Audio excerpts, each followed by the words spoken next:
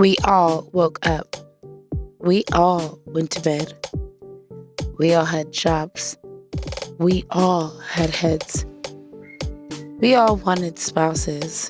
We all had houses. We all had cars.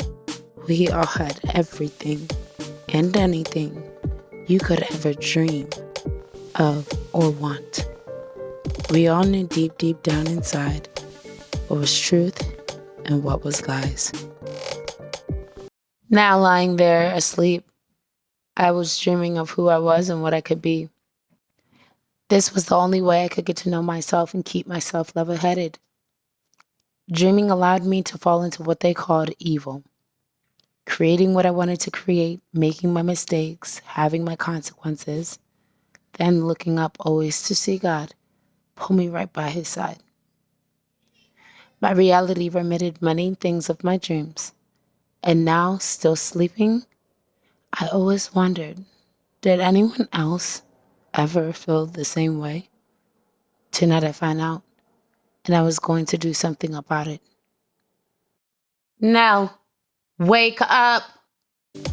I awakened suddenly as my friend and sisters called me from outside my bedroom in fear. They rushed into the room. They urged me to immediately come help my older sister. This wasn't the first time they needed help. Helping people was my passion. Everyone thinks I'm different because of it, but really, I'm just a good problem solver. Putting smiles on people's faces I could never talk about made my day. I would pretend to be so strong, but little did they know I was just as scared as the rest of them. Have you seen me? What do I look like? Screams my sister. Please tell me, where am I? Have you seen me? Yes, I begin to tell my sister. I see you. You are the most gorgeous. I see your soft, deep, dewy, caramel skin, the most beautiful emerald, evergreen eyes anyone has ever seen. Joyfully, you can light up an entire room, brighter than the stars or even planet Venus. It's like I'm looking right at myself, I say to her. Remorsefully at a pause, I tell my friend and sisters to go rest. Sitting there, I realized my older sister's night terrors were getting louder and louder, happening more and more. Eventually, I'd get caught and pay the price for every meaningful word that slipped slowly out of my mouth, off my lips. Then, as they always do, those words head right overboard the ship of my inner soul. Into a glassy sea of memorizing doubts they go. Looking for a meaning in all of this, I tried to remain strong, saying to my older sister now once again, yes, that's right. I look like you. Slowly repeating to herself as she traumatically falls back to sleep, she going into a not so glassy sea, but a sea of raging waters. I look like you, she says, lastly as her heavy eyelids finally shut, as she lets out a breath, as if it was her last. And if it was, I wouldn't blame her. Early the next morning, I stayed a little longer than usual in the shower. Sunlight breaking through the windows, I look over and see the beautiful beaches past the Crystal City skyline walls, past the mountainsides. In despair, I drowned myself for a few seconds in the trickling water, then trying to remember something, trying to find something, only to feel nothing. Speaking to myself and shaking my head, I say, anything but this numbness will do. In the end, I feel my hopeless void within needing of something, anything, whatever it is that they give me to have validation and purpose, but a purpose not of my own. Mentally rationalizing and painfully facing the emptiness, I no longer avoid the lie. I begin soaking in the deep understanding that humanity was stuck in a paradigm and alternate reality. I had to do something before it got worse, not just for my sister or myself, but for us all. What could I do? The world wasn't as it was before, with the rights and constitutions. I was born Chanel Journey in that world of before. Everyone called me now or now. It was now my 35th year on planet Earth, which was longer than most humans I knew. Many had lived abroad in space. I did too for some time, then came back to planet Earth. The last time I saw my reflection of any sort was at the age of 5 in the year 2021. It was fall and I was heading back to school. I could almost remember the smell of that memory even now. All the perfume I wore with those new purple hair bows, my matching outfit and shoes, and a very cool backpack with cute cat ears on the top. I always held on to that one moment of my mother kissing my cheek in the mirror saying, "Looks like you're ready to take over the world." Then leapfrogging down the outside stairs in the beautiful, warm but crisp air, joyfully I went to the car where my grandmother and sisters awaited. I looked at myself one last time in the car's reflection. Later that day, a war at school and all across the world broke out, destroying all of our lives as we knew it forever. It was a very vivid memory, a day I could never forget. A sort of internal and invasive civil war was going on with humans in a fight to restart the world.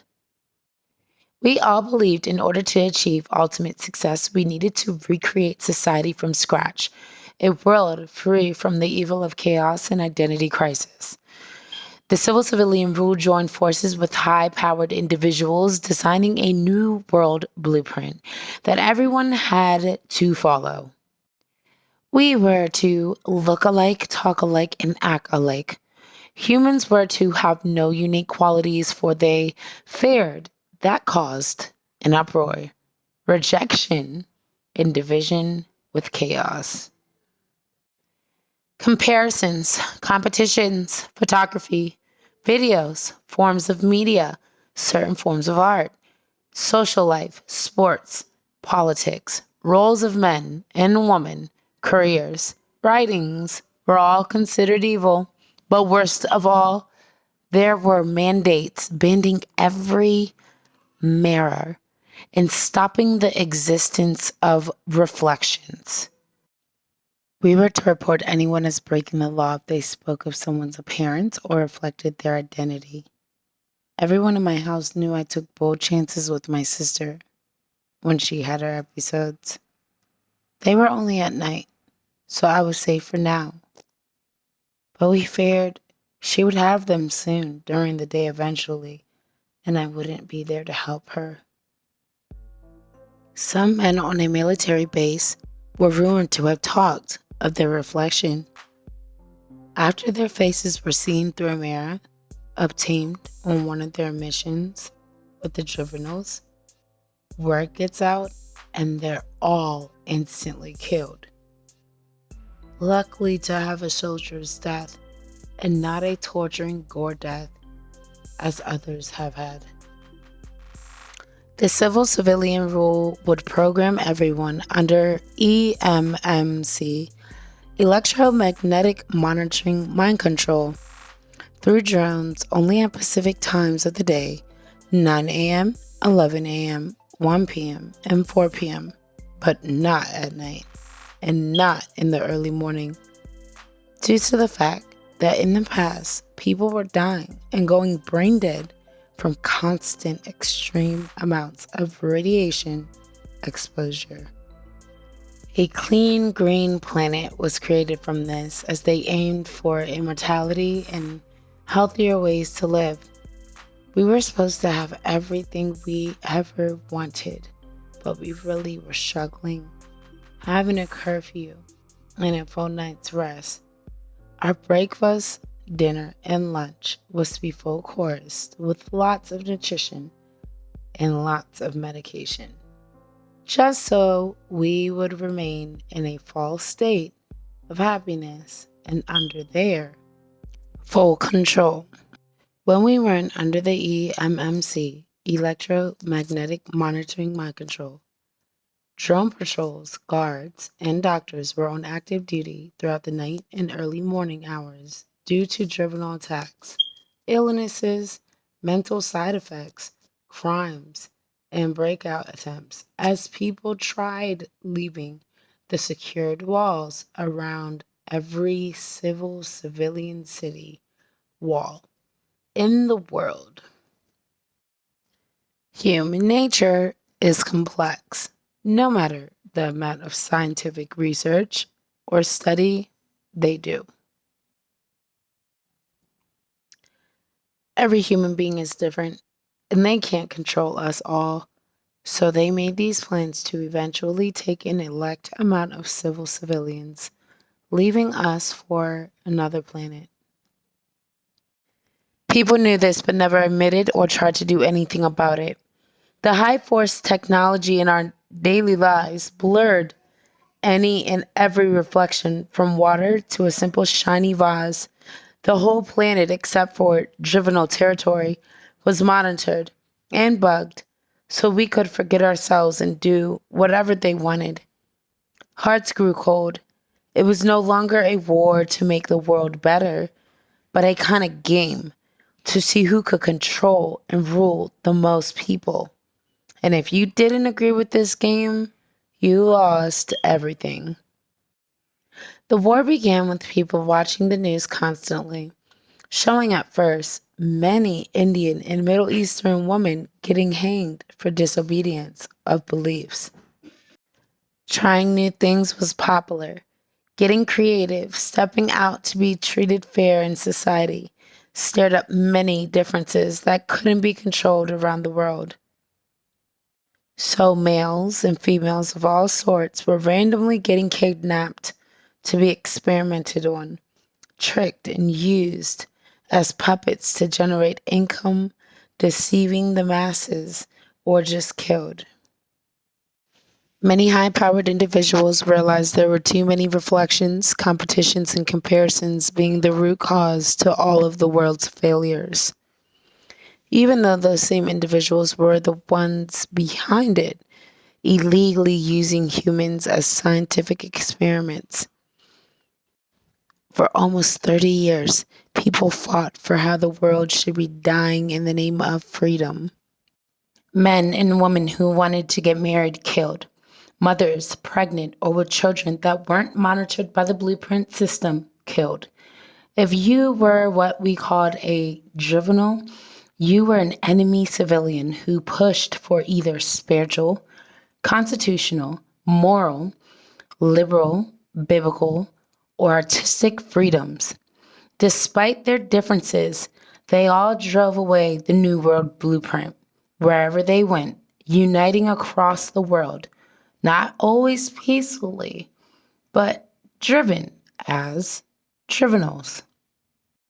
Families as my own wanted to join the Trivenals, but the powerful forces of change knew what it would take for us to lead the people, and we gave up to remain alive, safe, and comfortable. We regretted it. 10 years have passed since the war ended, and like I said, I'm 35. I live in the inner city with my sisters and friend. We all work on boarding projects to continue building the New World blueprint. Currently, we're building bridges between Earth's new world, the moon, and Mars's new world, trying to unite planets, but never the people who lived on them. Only for the inner wars to get worse and people to keep losing memories and hope. I really don't know myself, nor does anyone else.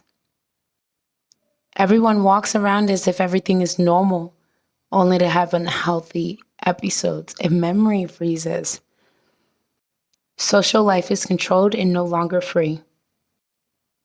It is only a matter of time.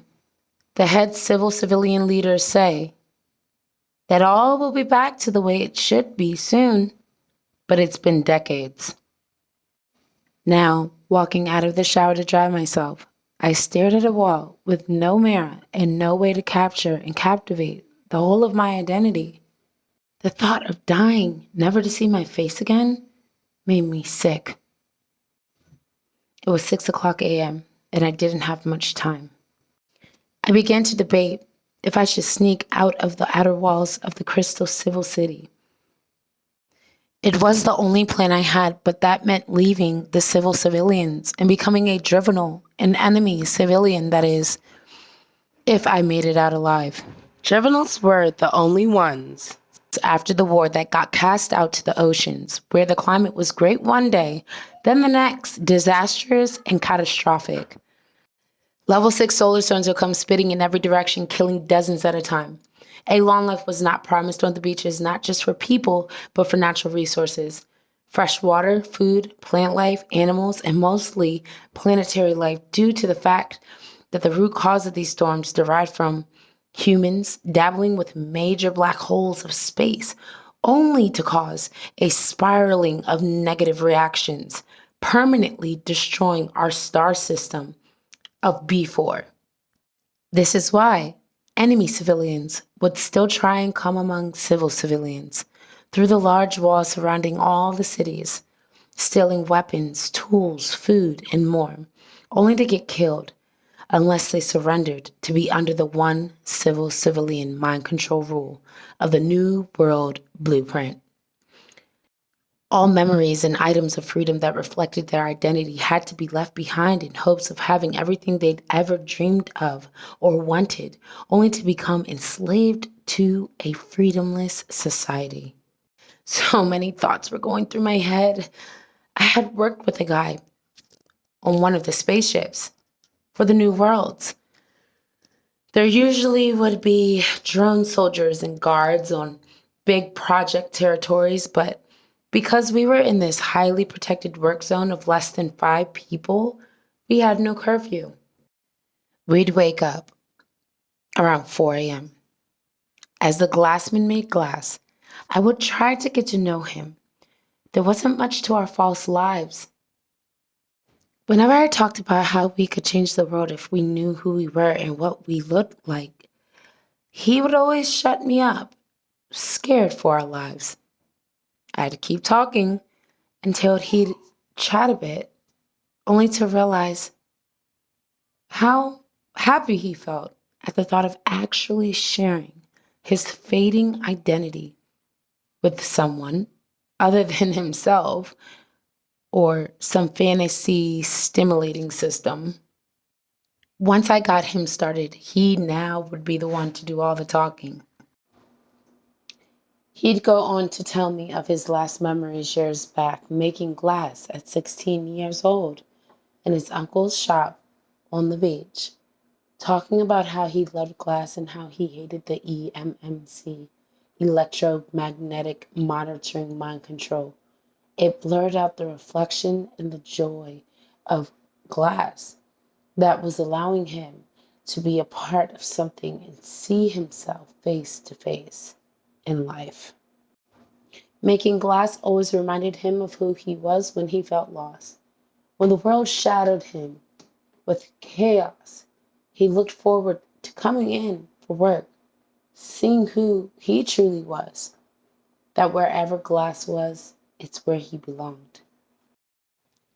After a little while, he'd get emotional, sharing how he has a brother that never left their hometown and still lives on the beach.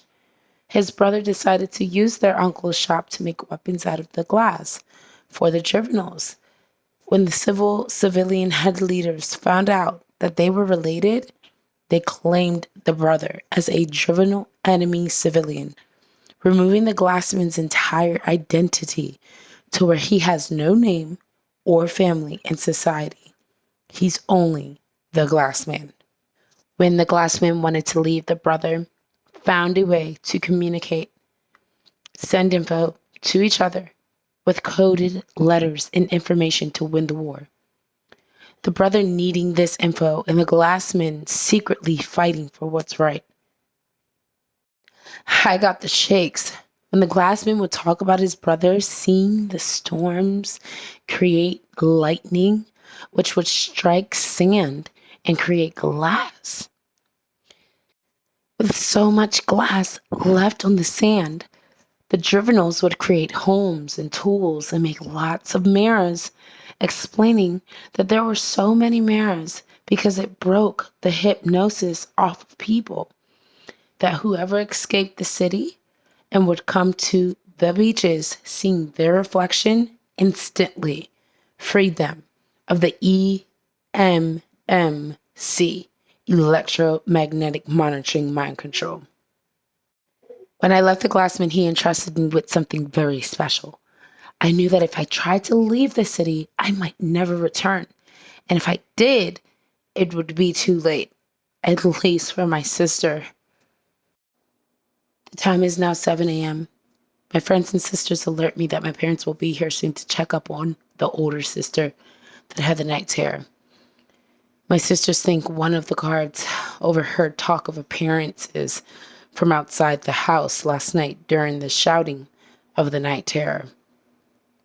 I knew there was no time left. Before the door of opportunity closed, my time was now. In haste, I got dressed. Then, going to my drawer, I quietly grabbed what the glassman had given me. It was a coded map to the beaches leaving Crystal Civil City with an ancient scripture, Genesis 1:27, saying, "So God created man in his own image. In the image of God he created him. Male and female created he them." The civilian rule had removed so much of humanity's appearance, even in the sacred beliefs. Scriptures were then changed and over time eventually removed.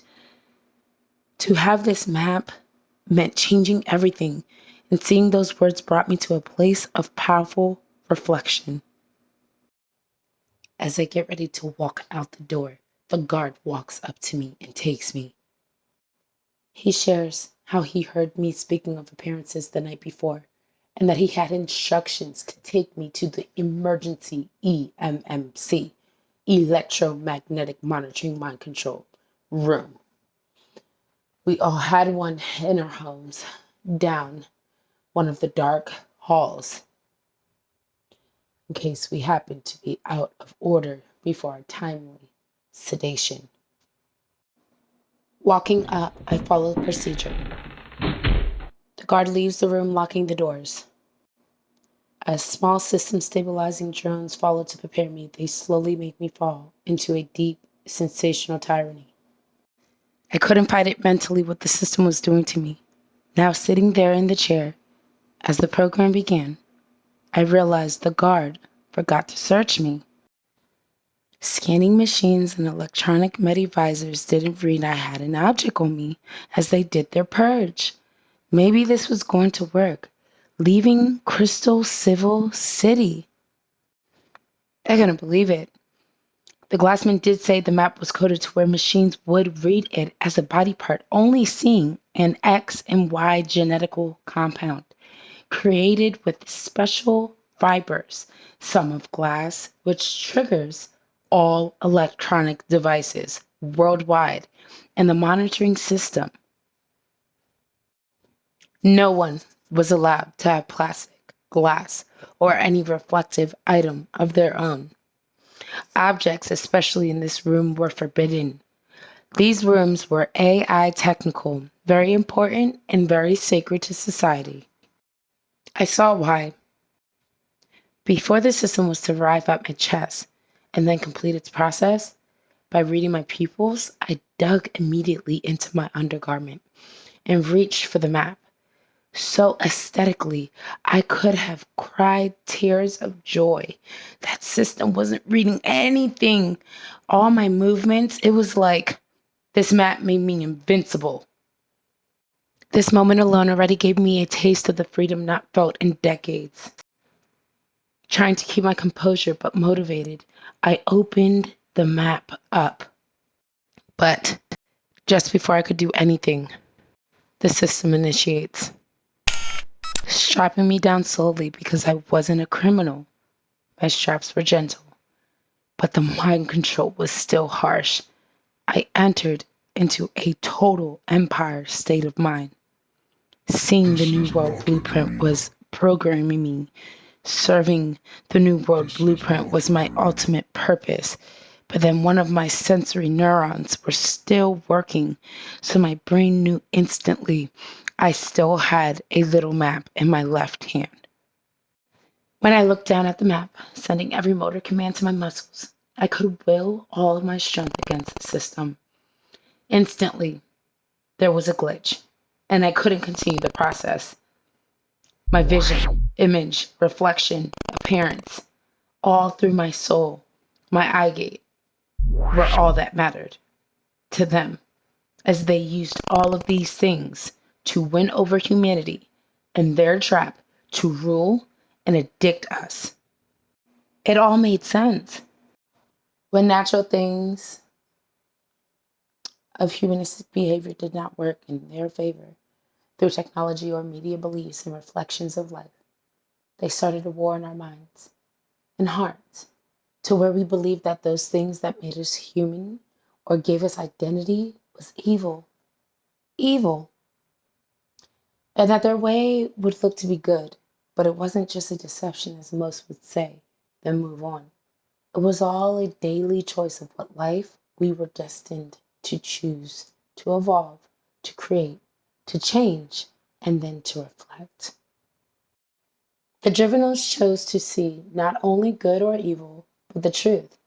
The civil civilians want us to see a lie. At first, I didn't think it worked. I thought I was going through a mind-stimulating test. But I saw those words on that paper, that map, the drawings. I was enamored and clear-minded. It broke the hypnosis and connected me back to my subconsciousness. There wasn't much time left. It was now 8 a.m. How was I going to get out of this locked room? It only opened when I was done my process. The system kept scanning, but it was malfunctioning. My hand with the map then became overheated and free from the strap. Then my next hand, free. I sat up to exit, but getting scared, I covered my face, using the map as a shield, thinking I was about to get laser beamed to shreds. But no, the whole EMMC, electromagnetic monitoring mind control system, shuts down and blows up, opening all the doors. I run down the hall, confident I can escape the city. Then, keeping my cover, I ignore my sisters walking out the house. I noticed the whole area was under surveillance. Drone soldiers, guards were on every corner. I walked past my guard in the streets. There's no way this will work. I wasn't going to get past the crystal civil city wall into the beaches for that matter. Fearing my death, I stop. My house guard asks, "What's your ultimate goal today? Are you getting ready to be a good civil civilian and build for the New World Blueprint? What's your ultimate goal today?" He stands armored, trying to trigger my sedation of EMMC, electromagnetic monitoring mind control. He gets frustrated. In a matter of time, he will be alerted on the system's malfunctioning that happened in the home, knowing my sedation failed. "Is everything all right, ma'am?" Then, going for it, I rapidly grab his gun. As I run to the next block, their city sky rises. So I do something crazy, and I shoot. Down comes the side walls of the Crystal City buildings in my neighborhood, ricocheting tons of reflecting sharp glass to the ground. No. Was this a No, dream? no. Like, I could not believe I was doing this.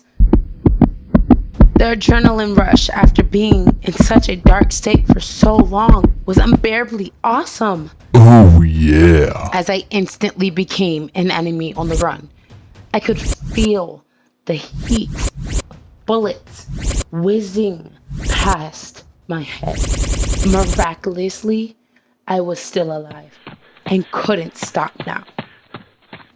Reaching down, I grabbed a large piece of glass from one of the buildings and raced back to the house.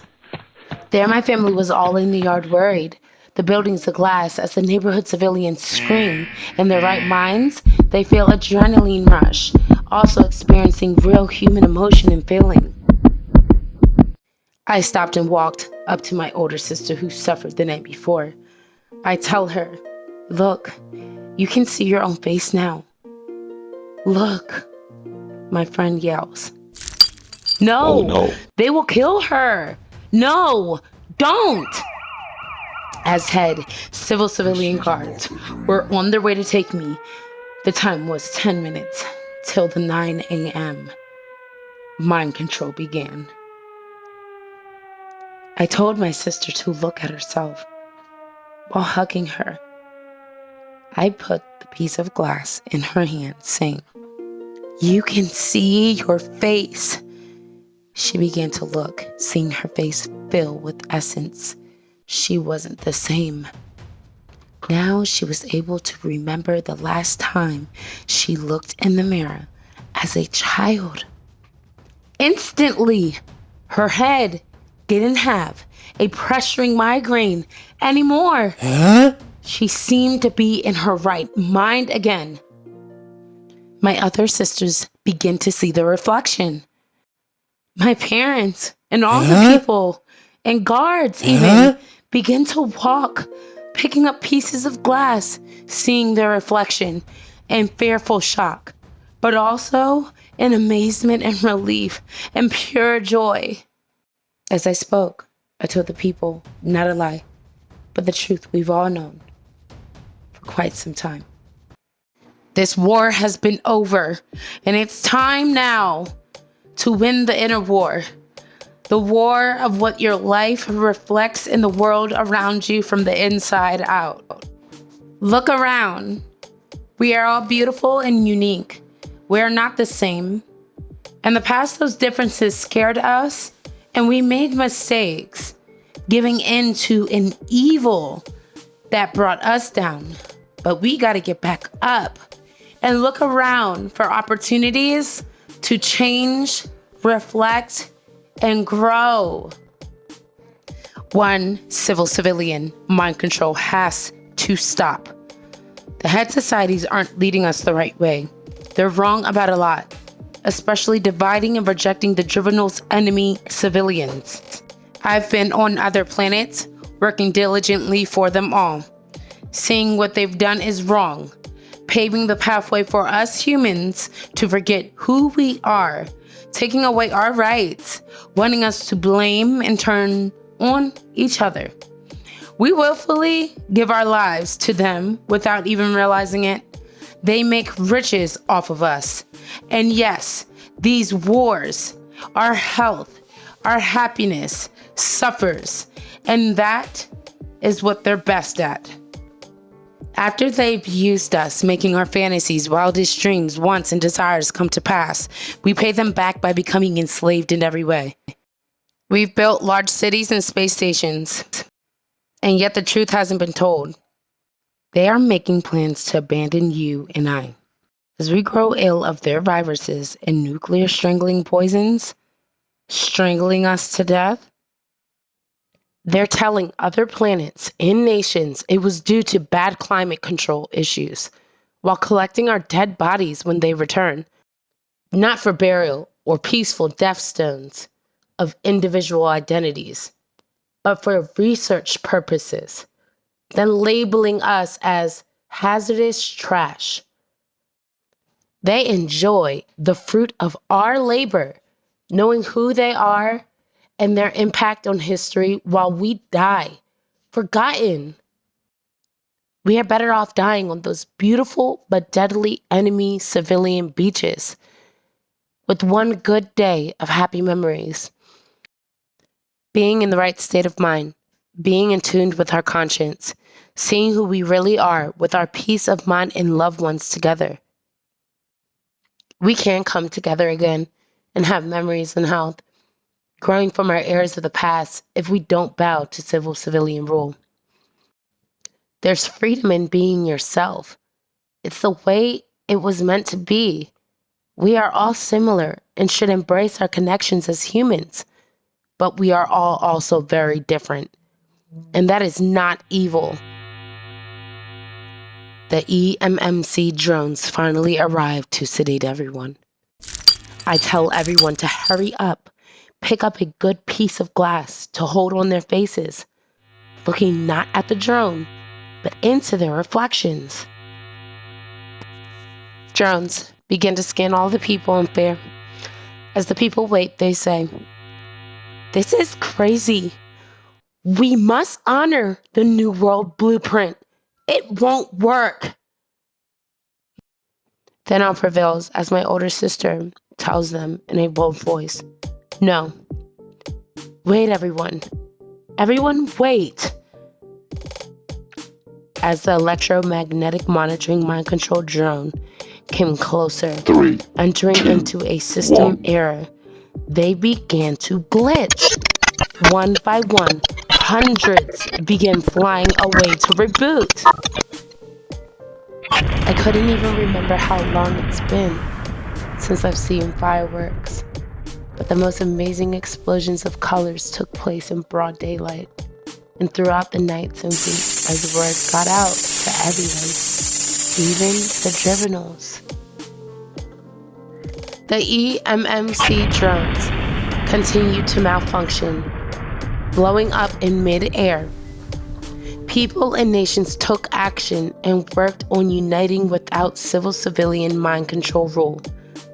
Back in the moment of that day, we were all in shock from victory.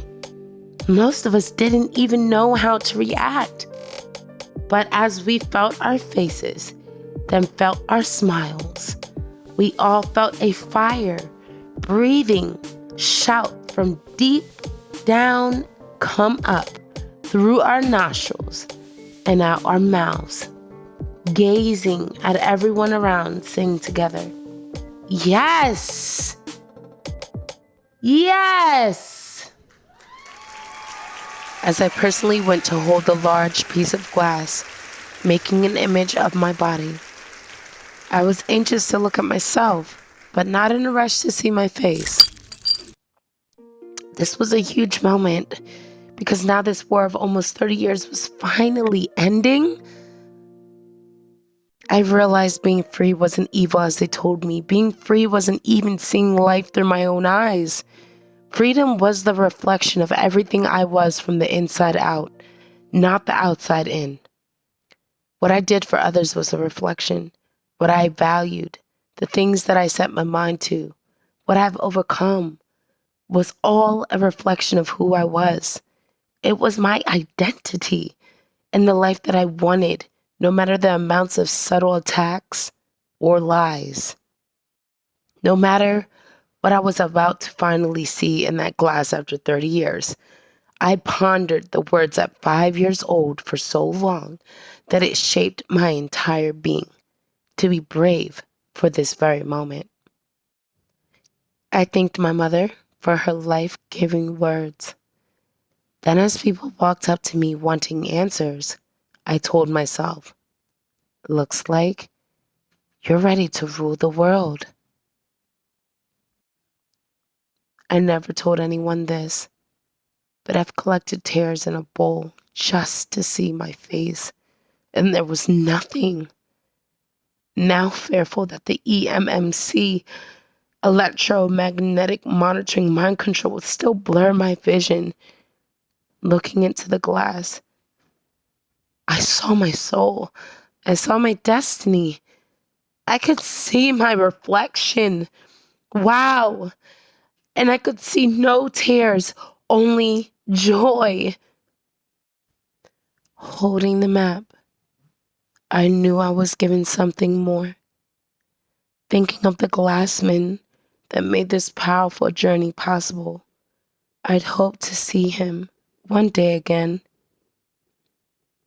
Now, sharing the map with the people, I made a new memory, reflecting the holy script on it.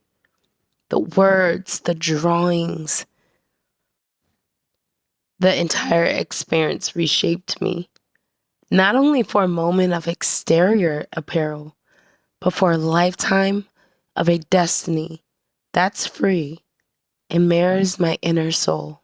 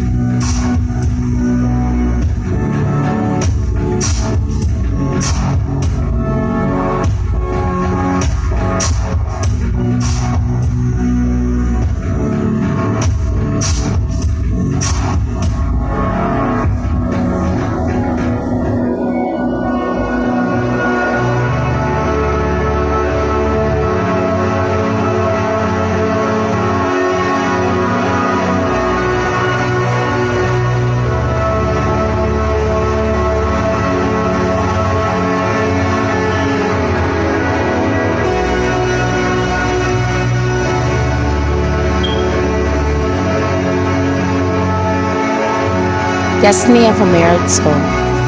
Not only through class or mirrors can one see their self, but the life you choose to live and the people around you is what creates the innermost reflected image of the soul. By Esther Marie Clay Osborne.